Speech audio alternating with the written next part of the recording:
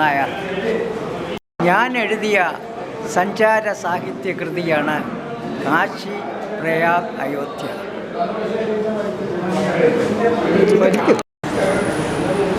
കാശിയിലെ ഒരു പ്രശസ്ത ക്ഷേത്രമാണ്, പ്രത്യേകതയുള്ള ഒരു ക്ഷേത്രമാണ് ഭാരത മാതാ മന്ദിർ. ജാതി മത വർഗഭേദമില്ലാതെ ആർക്കും കടന്നു വന്ന് പ്രാർത്ഥിക്കുവാൻ അനുവാദമുള്ള ക്ഷേത്രങ്ങളിലൊന്ന്. ദേവപ്രതിഷ്ഠകൾക്ക് പകരം അഖണ്ഡ ഭാരതത്തിൻ്റെ മാർബിൾ ഭൂപടമാണ് ഇവിടെയുള്ളത്. സ്വാതന്ത്ര്യ സമര സേനാനിയും ഗാന്ധി ശിഷ്യനുമായ ബാബു ശിവപ്രസാദ് മുൻകൈയെടുത്ത് ഇത് 1 വർഷം കൊണ്ടാണ് ഈ പുസ്തകം രചിച്ചത്. അതിനുവേണ്ടി ധാരാളം ഗവേഷണങ്ങളും നടത്തി.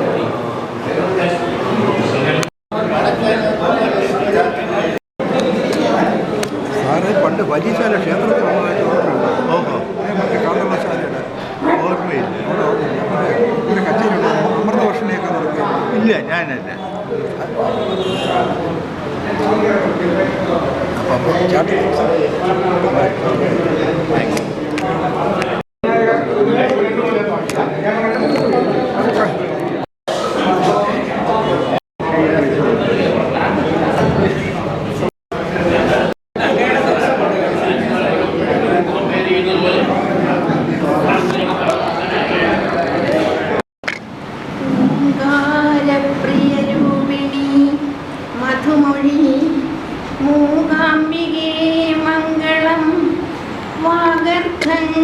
അനർഗളം ചൊരിയണം പഞ്ചാമൃതാസ്വാദ്യമായി സാമോദം കളിയാടുവീ പതിതരിൽ സാമോദം കളിയാടു. പ്രിയപ്പെട്ട പ്രഭാകരനായ ഡോക്ടർ മുല്ലക്കുടി രാജേന്ദ്രൻ പറയും,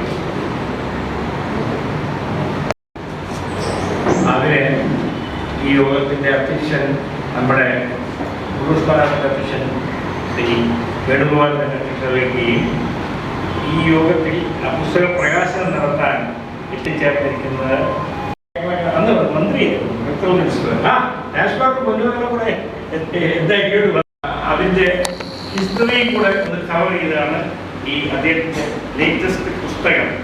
അതായത് 3 ട്വിൻ സിറ്റീസിൽ അദ്ദേഹം അടുത്ത കാലത്ത് ഇന്ന് ഔദ്യോഗിക പേരിൽ ശ്രീ രാജ്കുമാർ ആഗ്രഹിക്കുന്നത് ഡോക്ടർ ജോയ് വാഴയിൽ അവരുടെ പ്രഭാഷണം. ഒരു സഹൃദയനും ഈ രംഗങ്ങളിൽ ഗൗരവപൂർവ്വം പ്രവർത്തിക്കുകയും ചെയ്യുന്ന അദ്ദേഹം അതുപോലെ തന്നെ ഈ പുസ്തകത്തെക്കുറിച്ച് അവതരണം നടത്തുന്ന ഡോക്ടർ മുല്ലക്കുടി രാജേന്ദ്രനും പുസ്തക രചയിതാവ് ശ്രീ നമ്മൾ ഇതിൻ്റെ എല്ലാം മദ്യത്തോ ആരാണ് വാങ്ങിക്കുന്നത്? ബുക്ക് വാങ്ങണമായിരുന്നു. അപ്പോൾ ഒരു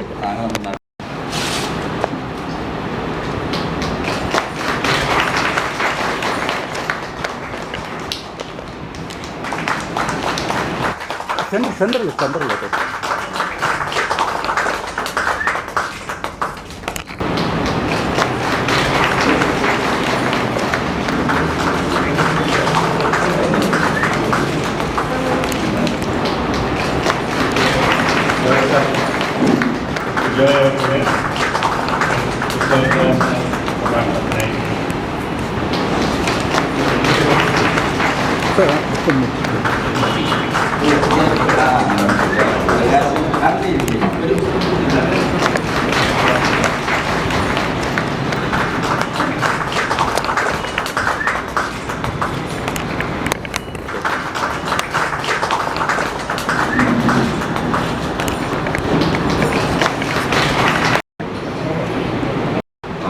ഇന്ത്യയുടെ സാംസ്കാരിക പൈതൃകത്തിൻ്റെ കേന്ദ്ര പ്രദേശങ്ങളായിട്ടുള്ള 3 നഗരങ്ങളിൽ ഗ്രന്ഥകർത്താവ് നടത്തിയ സഞ്ചാരത്തിൻ്റെ സംക്ഷിപ്ത വിവരണമാണ് ഈ പുസ്തകം. അതുകൊണ്ട് തന്നെ അത് പ്രകാശനം ചെയ്യുന്നത് ഉള്ളൂരിൻ്റെ നാമധേയത്തിലുള്ള ഈ സാംസ്കാരിക കേന്ദ്രത്തിൽ വെച്ചാണ് എന്നത് ഈ പുസ്തകത്തിൻ്റെ മാറ്റ് പദ്ധതിയിരിക്കുന്നത്. ശ്രീ വി പ്രഭാകരൻ നായരുമായി ഞാൻ കുറച്ച് സമയം ഈ പുസ്തകം എനിക്ക് തരാൻ വന്ന വേളയിൽ സംസാരിക്കുകയുണ്ടായി. അദ്ദേഹത്തിൻ്റെ പല തലങ്ങളിലെല്ലാം കേന്ദ്രങ്ങളാണ്. എല്ലാം അദ്ദേഹം ഈ യാത്രയിൽ കണ്ടു കഴിഞ്ഞു. കൂടുതൽ ആളുകൾ വരുന്നത് മഹാകുംഭമേളയായിരുന്നു. 12 വർഷത്തിൽ നമ്മുടെ നാട്ടിൽ ഒന്നും ഒരുപക്ഷെ സംസ്കാരങ്ങൾ ആണ് എല്ലാം ഉൾക്കൊള്ളുന്ന സംസ്കാരങ്ങൾ ദ്വേഷത്തിൻ്റെയും അദ്ദേഹം ഉൾക്കൊള്ളിച്ചിട്ടുണ്ട്. ഇത് ഈ സംസ്കാരത്തിന്റെ ഈ പിന്നെ കൂടുതൽ ശക്തിയുള്ള പാനീയത്തിന്റെ പുറകെ ചെയ്യുന്നു. ഞാനും പ്രഭാകരൻ രണ്ടുപേരും ഒരുമിച്ച് പഠിച്ചു ആർട്സ് കോളേജ്. എന്നെ സംബന്ധിച്ചിടത്തോളം എൻ്റെ ജീവിതത്തിലെ വസന്തകാലമായിരുന്നു അത്. ഇത്രയും പഠിക്കാൻ സൗകര്യമുള്ളൊരു കോളേജ് വേറെ ഇല്ല. പ്രഭാകരൻ മലയാളമായിരുന്നു, ഞാൻ ഫ്രഞ്ചായിരുന്നു. ഞങ്ങൾക്ക് തമ്മിലുള്ള കോമൺ ത്രെഡ് മലയാള ഭാഷയോടുള്ള സ്നേഹവും കേസുമായിരുന്നു. ഞാൻ മലയാളം പഠിക്കാത്തതെന്ന് വെച്ചാൽ എനിക്കത് എങ്ങനെ എഴുതിയാലും മാർക്ക് കിട്ടും. പിന്നെ രണ്ടുപേരും രണ്ടുപേരും ചീഫ് സെക്രട്ടറി തുടങ്ങിയ സാറിൻ്റെ ഒരു സൗഹൃദം വളരെ വിലപ്പെട്ടതാണ്. അദ്ദേഹത്തിൻ്റെ കാഴ്ചയിലും അദ്ദേഹത്തെ കണ്ട പ്രായമൊന്നും തോന്നില്ല. 70 കഴിഞ്ഞെന്ന് ആരോ പറഞ്ഞു, ഞാൻ വിശ്വസിക്കുന്നില്ല. എന്തായാലും ശരി, അദ്ദേഹം എല്ലാവരോടും, ഞാൻ അദ്ദേഹവുമായി ജോലി സംബന്ധമായി എനിക്ക് ബന്ധമില്ലല്ലോ, ഞാൻ ഭാഷാ ഇൻസ്റ്റിറ്റ്യൂട്ടിലായിരുന്നു. എങ്കിലും എപ്പോഴും എന്നോട് സ്നേഹപൂർവ്വവും സൗഹൃദപൂർവ്വമായും പെരുമാറുന്ന ഒരു വലിയ വ്യക്തിത്വത്തിനുടമയാണ് പ്രഭാകരൻ നായർ സാർ. അദ്ദേഹത്തിൻ്റെ മുമ്പൊരു പുസ്തകത്തിലും ഞാൻ പ്രഭാഷകനോ പകുതി കൈകാര്യം ചെയ്തു. ഇപ്പം 5 വർഷമായി. പലരും എന്നോട് ചോദിച്ചിട്ടുണ്ട്, സാർ എങ്ങനെ ഇവിടെ ഇരിക്കുന്നു, അന്ന് കൂത്താട്ടുകുളം കാസർഗോഡ്. ഞാൻ പറഞ്ഞു, അതൊക്കെയിലോ അയോധ്യയിലോ പോകുന്നെങ്കിൽ ഇതൊരു കൈ പുസ്തകമായി നിങ്ങൾക്ക് കരുതാം. അതാണ് ഈ പുസ്തകത്തിൻ്റെ സാഹചര്യം. കാരണം ഇത് അദ്ദേഹം പറഞ്ഞതുപോലെ ഇത് വളരെ വലുതാക്കണം എന്ന് എനിക്ക് അഭിപ്രായമില്ല. കാരണം കൊച്ചു പുസ്തകങ്ങളാണ്, 112 പേജേ ഉള്ളത്. യാത്ര പോകുന്നവർ ധാരാളമാണ്. ഇവിടെ പുസ്തക പ്രകാശനം നടത്തിയ ശ്രേഷ്ഠ കവിയും മുൻ ചീഫ് സെക്രട്ടറിയും ഇപ്പോൾ പബ്ലിക് എൻ്റർപ്രൈസസ് എക്സാമിനേഷൻ ബോർഡ് ചെയർമാനുമായ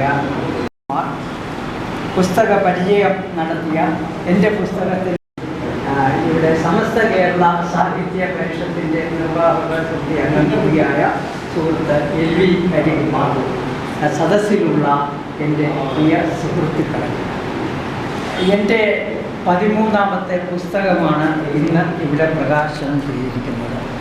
മഹാകവി ഉള്ളൂരിൻ്റെ നാമധേയത്തിലുള്ള ഈ സ്മാരക മന്ദിരത്തിൽ ശ്രേഷ്ഠമായ, പ്രബുദ്ധമായ, പ്രൗഢമായ ഒരു സദസ്സിൻ്റെ സാന്നിധ്യത്തിൽ ഇത് നിർവഹിക്കാൻ കഴിഞ്ഞതിൽ എനിക്ക് അതിയായ സന്തോഷമുണ്ട്. ജീവിതത്തിലെ അതിമനോഹരമായ നിമിഷങ്ങളിലൊന്നായി ഞാനിത് കണക്കാക്കുന്നു. ഇതിൽ മഴയും മറ്റ് തടസ്സങ്ങളും ഒക്കെ ഉണ്ടായതുകൊണ്ട് എത്ര ആളുകളുണ്ടാവും എന്നുള്ളൊരു ആശങ്ക നേരത്തെ ഉണ്ടായിരുന്നു. എന്നാൽ ഇവിടെ അത്യാവശ്യം വേണ്ടുന്ന ആളുകളുടെ സാന്നിധ്യത്തിലാണ് ഇത് നിർവഹിച്ചിരിക്കുന്നത്. അതിൽ എല്ലാവരോടും പ്രത്യേകം നന്ദി പറയുന്നു. ഈ അവസരത്തിൽ എനിക്ക് എൻ്റെ അക്ഷര തിരുമുറ്റത്തിലേക്ക്, അത് കഴിഞ്ഞിട്ട് എഴുത്തു വഴിയിലേക്കും ആനയിച്ച എൻ്റെ ഗുരുജനങ്ങളെ ഓർക്കാതിരിക്കുവാൻ നിവർത്തിയില്ല.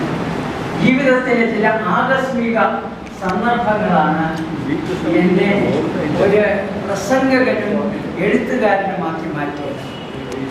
ഇത് ഞാൻ ജനിച്ചു വളർന്നത് പൊന്നുമംഗലം എന്ന് പറഞ്ഞ ഒരു ചെറിയ ഗ്രാമപ്രദേശത്തിൽ, മനോഹരമായ ഗ്രാമം, വെള്ളായണിക്കായലിനോട് അതിര് പങ്കിടുന്ന ഹരിത മനോഹരമായ നെൽവയലുകളുള്ള, ഇടയ്ക്ക് ചുവപ്പ് നാട് പോലെയുള്ള വയൽ വരമ്പുകളുള്ള ഒരു ഗ്രാമം, ശാന്തമായ ഗ്രാമം. അവിടെ തൊട്ടടുത്ത് തന്നെ പഴയ ഗാന്ധിയന്മാരൊക്കെ ആ സ്കൂളിൽ ചേർന്നപ്പോൾ, ആ സ്കൂളിലെ 5ാം ക്ലാസ്സിൽ പഠിക്കുമ്പോൾ ഓരോ പീരീഡും ഞങ്ങൾക്ക് ഫ്രീ ആയിട്ടുള്ള പീരീഡ് കിട്ടും. കാരണം ഏതെങ്കിലും ടീച്ചർ വരാത്തയാളോ അല്ലെങ്കിൽ ടീച്ചർക്ക് തലവേദന വന്നാൽ തീർച്ചയായും നമുക്ക് കിട്ടുന്നത് ഒരു ഫ്രീ പീരീഡാണ്. പിന്നീടാണ് മനസ്സിലായത് അദ്ദേഹം ക്ലാസ്സിലുള്ള കുറേ പിള്ളേർ കൈയടിക്കും. അങ്ങനെ KS വളർന്നു എന്ന് മാത്രമല്ല അടുത്ത കൊല്ലം ഞങ്ങൾ ഒരു പാനൽ ഉണ്ടാകും.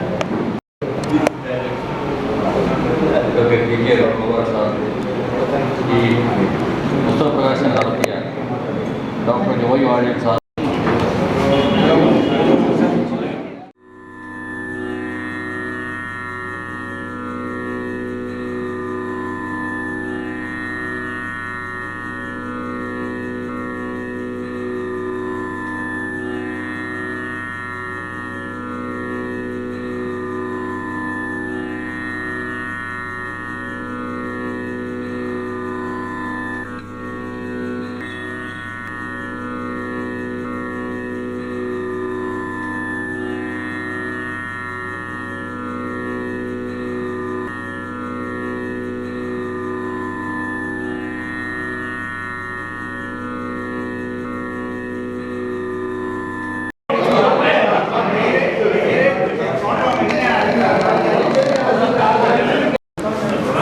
ഏത് ഭാഗത്ത് താമസിക്കില്ലേ? ഞാൻ താമസം മരുതൻകുഴി ശാസ്ത്രമംഗലം. നിങ്ങൾ വലിയ ശാലയല്ലേ അല്ലേ?